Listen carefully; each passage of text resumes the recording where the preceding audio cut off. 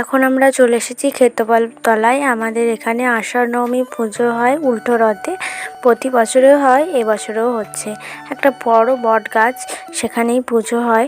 আর এখানে পাঠাকোপ হয়। অনেক জায়গায় হয়তো পাঠাকোপ উঠেই গেছে, কিন্তু আমাদের গ্রামে এখনও পাঠাকোপ চালু আছে। এখানে সবাই পুজো দিতে এসেছে। আর এটা হচ্ছে বাবা ক্ষেত্রপাল। আর নিত্য পুজো প্রতিদিনই হয়, আর বছরে একবার করে এরকম বড় পুজো হয়। আর এখানে সবাই পুজো দিচ্ছে, শান্তির জল দিচ্ছে। আর এটার ফুল ভিডিও আমার চ্যানেলে দেয়া আছে, তোমরা যদি দেখতে চাও আমার চ্যানেলটা সাবস্ক্রাইব করে ফুল ভিডিও দেখে নিতে পারো।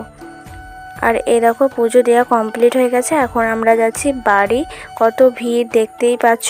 আর এই পাঁঠাগুলো কাঁধে করে নিয়ে যায়, কেউ ট্রলি করে নিয়ে যায়, কেউ টোটোয় করে নিয়ে যায়। সো ভিডিওটা ভালো লাগলে অবশ্যই লাইক করে দিও। দেখা হচ্ছে নেক্সট ব্লগে। সো ততক্ষণ ভালো থেকো, টাটা।